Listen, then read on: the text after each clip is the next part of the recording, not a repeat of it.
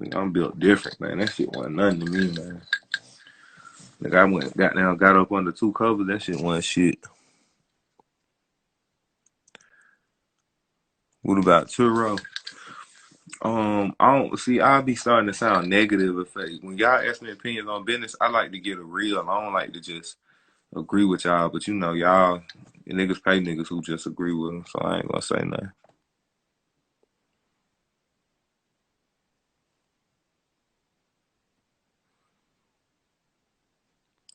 I like to try and stay optimistic and keep it positive. You know what I'm saying? So I don't want to just dog nobody business out. You feel me? Like, but I do want niggas to have a real. You feel me? Like niggas hate me because I be keeping it real and shit.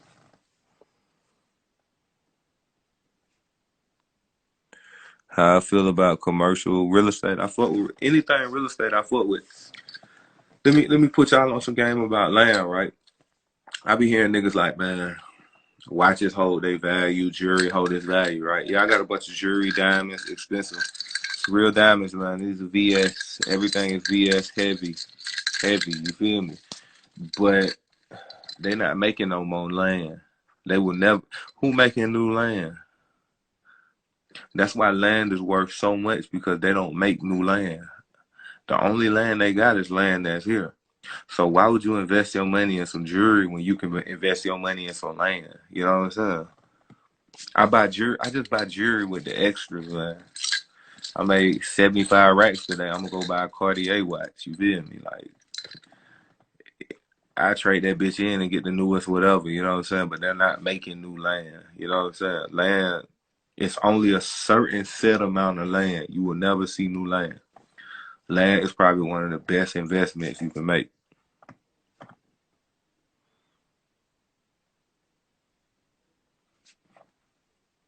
Yeah, I'm gonna write a book soon, man. I'm gonna write a book real soon. You'll see. My shit gonna be a bestseller.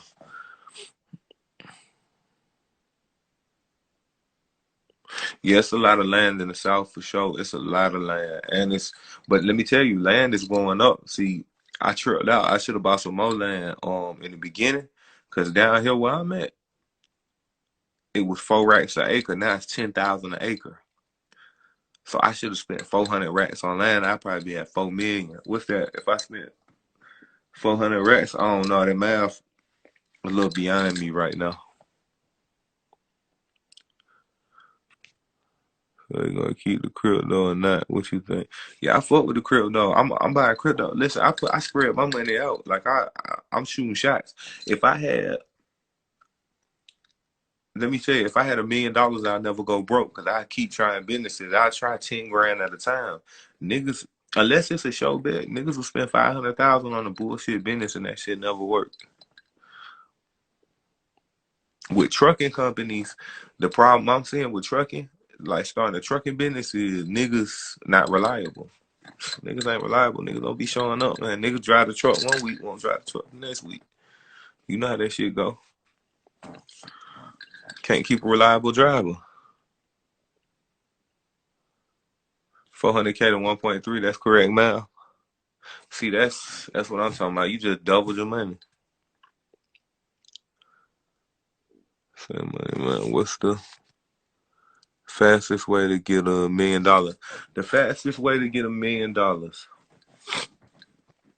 fastest way to get $1 million. See, you can't really think of it like that. You got to think of it like this. How you got to think of trying to get $1 million, right? Because you know how they say shit like it's harder to keep it than to get it. That's kind of a lie. A lot of folks don't get $1 million at once in their lifetime. So it's kind of hard to get it. It's easy to keep it for me. I feel like it's harder to get $1 million. For a young nigga to get $1 million is hard as fuck. Think about everybody on this line. How many niggas you know with $1 million right now? How many niggas you personally know with $1 million?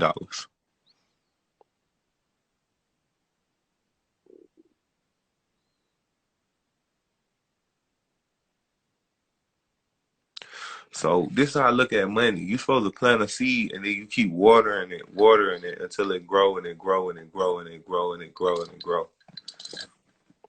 See, if you get $1 million fast, you kind of gonna spend it fast because you never learned how to work with 10K. You never learned how to work with 20, 100, 250, 500, 750, a million. You never learned that. You never learned them skills. You never took no losses and then had to bounce back. You never had to goddamn. You never got down to your. You never was up to 200, then got down to your last 30 because you lost shit. You feel me? You never learned how to work with money. You don't know how to work with money. You never gonna keep no money. So it's really all about going through those steps. Like I done been at, all right, so look, when I first started getting money, right, I got down trapping, right? I got up to 30K. 30K was a lot of money to me at the time. Like 30,000. I'm talking about a steady $30,000 savings was a lot of money to me at the time. It never left from 30. That was my permanent whatever. So I flew out to Cali, right? I flew out to Cali and I spent about half my money, 15 racks on loud, right? And then I lost that. I lost whatever pack I bought. I lost it in the mail, and I down there hit my knees and prayed. You know what I'm saying? I lost a couple times doing that, and I had to bounce back up, bounce back. I was living in Atlanta. I had to shop in Atlanta again, or I had to find a nigga to front me. You know what I'm saying? Because every time I went out there and I mailed it wrong, I got damn. I would take a loss, or if I left it in. Really, it wasn't me. It was leaving it in the hands of somebody who lived out there who I thought knew what they was doing, and they really didn't know what they was doing. So goddamn, I took a L. You know what I'm saying? So every L I took was a lesson that I learned not to do this, not to do that. You know what I'm saying? So when the pack didn't make it right, I called. You know how you call and you check for your package. You be like, hey, I'm looking for this box. If this box didn't come, boom, they'll be like, what's the track? And I'll tell them XYZ.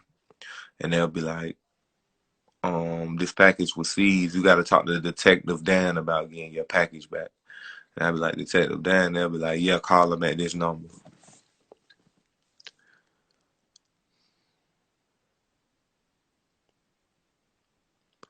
So niggas really don't realize a lot of the losses I took.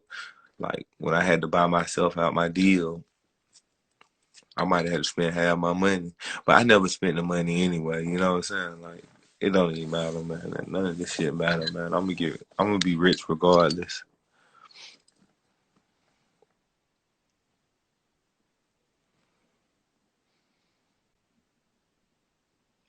And then see when I take a L, I never cry. You'll never see me cry or complain about taking an L. I could care less. Cause if I take an L, most likely it's my fault. I'm gonna tell y'all some crazy shit though, right? I was in Miami one time and I left 80 racks in the little chick car. You feel me? 80,000. I had it in a book bag. I had a Gucci book bag. I was wearing Gucci at the time. I don't fuck with Gucci no more, but she was giving me a ride. She was riding me around. You feel me? The goddamn shake and bake. You feel me? And I had 80 racks in that book bag. I was in Miami now, and goddamn, I called her because I realized I left it in there. You feel me? And I was like, "Hey, shawty, I left a book bag in your car. Can you bring it back to me?" She said, "Nah, I gotta go to work, but your book bag's safe." And she just hung up. But I wanted to be like, "Where the fuck you live at? I'm finna pull right down on you right now. Come grab it. I catch a Uber over that motherfucker." Cause I was solo down in Miami, goddamn, and I had to watch the way I was moving because I had a lot of money on me, jewelry. You feel me? And goddamn, she called me in the morning and was like, "Where you at? I'm finna bring you that book bag." And she pushed up, right? And she brought me that book bag, and it wasn't $1 missing. Not $1 missing out of my money. It was 80 racks exactly. I was like, "Did you look in that book bag?" And she was like, "Yeah, of course I looked in that book bag. I know what's in there." You know what I did? I gave her 5 racks. I was like, "Huh, here go 5 racks." Because I could have lost 80. You feel me? A crab ass nigga would have gave her nothing. You feel me? But that was just crazy. That could have been an 80 rack loss right there, that quick. You know what? And my heart was finna beat out my motherfucking chest. Cause I was like, damn, I just lost an 80. Cause she didn't pick up. She went into work that night and she stopped picking up the phone. So I was like, damn, my shit gone. And I didn't know what Shawty house was at. I called my little brother like, no, you know what? I didn't call my little brother because I didn't call nobody. Let me tell you why I didn't call nobody because I was embarrassed. Whoever I called would have been like, boy, you a dumbass. You feel me? But I was on drink. See, that's why I stopped doing drink. I probably stopped doing drink that night because I was like, you know what? I'm finna be alert. But Shawty brought it back. Every single dollar was in there.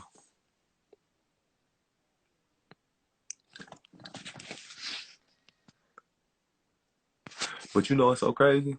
It's fucked up because Shawty died from a car accident a year later, and I was like, damn, that was a good person. Cause let me tell you, some of these goddamn females out here would have took that shit and never called me again. They would have had goddamn a new ass, new titties, new teeth. Their hair did, goddamn, and racks in the bank. You feel me? And goddamn blew my shit, all kind of design, all kind of shit. I'm talking about females who I thought was solid. I know they would have took all my shit. You feel me? But Shawty goddamn, she kept it real. Goddamn, I stayed in contact with her though. And she wasn't even like no chick I wanted to goddamn go with or nothing like that. Like Shawty was just cool as hell. She was goddamn when I came to Miami, she spoke Spanish, so she goddamn if anybody was on the bullshit, she goddamn could kind of translate. She could read the energy of the room. You know what I'm saying? It was just on some shit like that. You know what I'm saying? Yeah, 80K. If somebody find 80K, that is life changing. You feel me? You kind of gotta if you fucked up and a nigga leave 80K in your car, you gonna reevaluate whether you gonna bring this nigga his money or not. You feel me? Cause I ain't gonna count. A nigga leave, I'm gonna get money, nigga. So I give a nigga his shit back. But let me tell you, I feel like 90% of people wouldn't get nobody they shit back.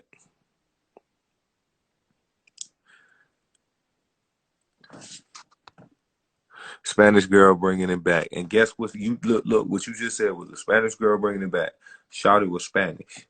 She was from Hialeah. Hialeah. Y'all know what I'm talking about in Miami?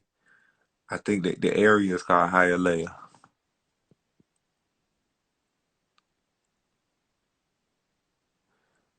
Hell nah, every man for itself. I mean, see how niggas think. But look, let me tell you, I would have got down, tried my best to hunt Shawty down. Goddamn, I would have came with a vengeance, and I would have spent her shit repeatedly.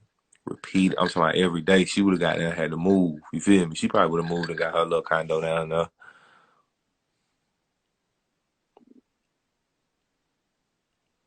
But I would have got down, spent her shit. I would have needed some type of blood for losing that 80. You feel me? That 80 back then, that 80 would have been a big loss because I was at 400. So that would have took me down to 320. Nigga, no, that would have been a big loss. You feel me? That's almost 100K loss. But a nigga would have had to spend her shit again and again and again.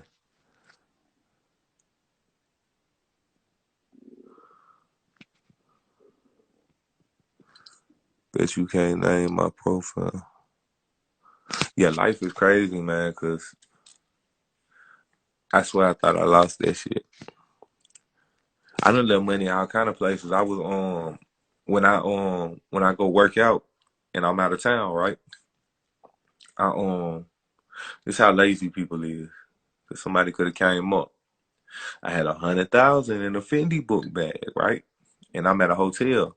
Nigga, I'm in Atlanta on the south side at a hotel, right?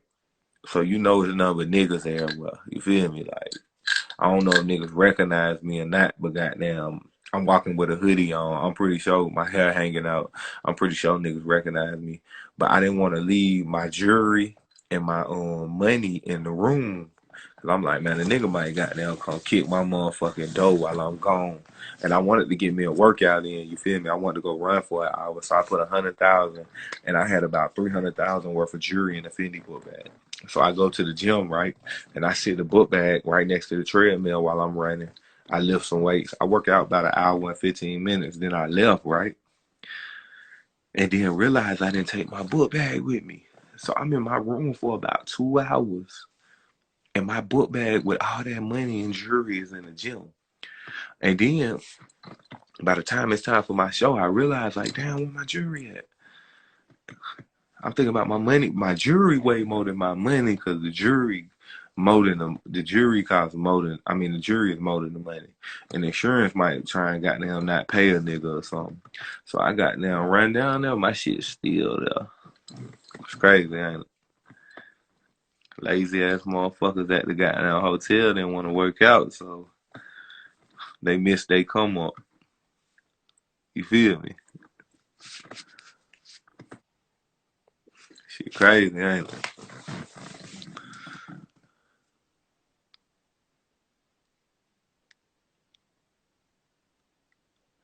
Yeah, I done seen some crazy shit, man. Nigga done broke in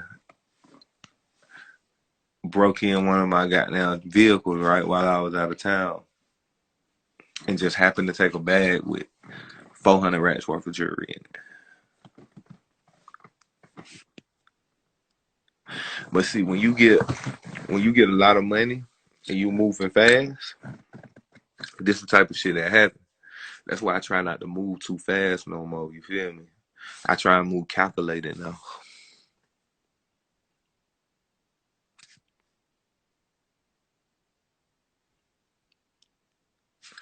So I try and move calculated. You feel me? Like I don't want to move fast. I want to move smart.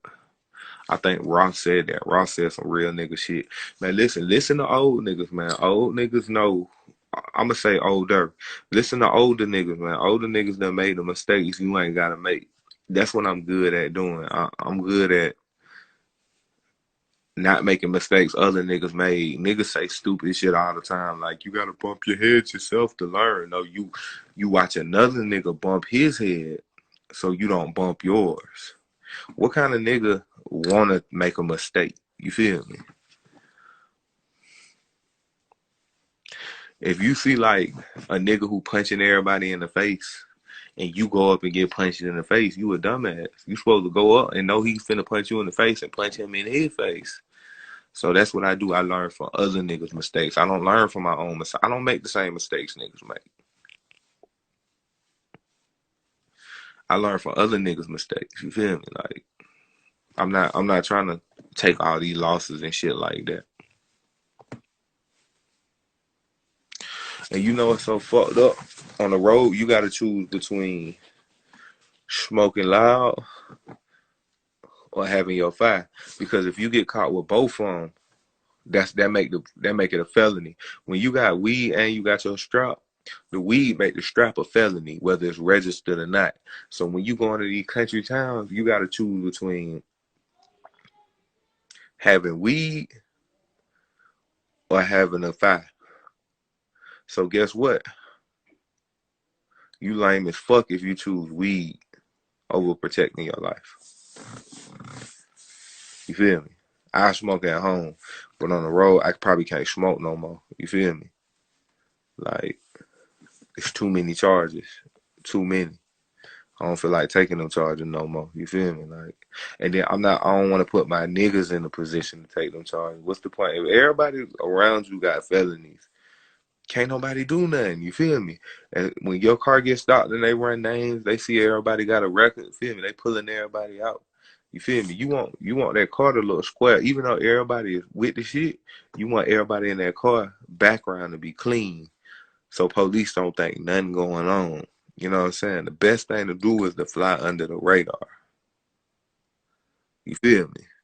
So I choose to start smoking at home, and when I ride, I gotta ride clean. I gotta ride clean. You feel me? Like I can't have both. Both of them make it a felony.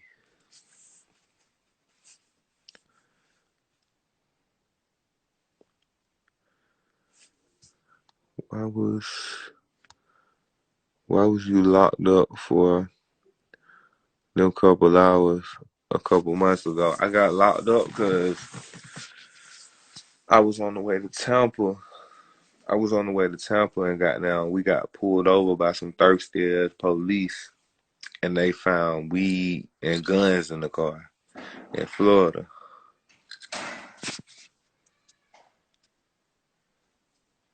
And Florida is the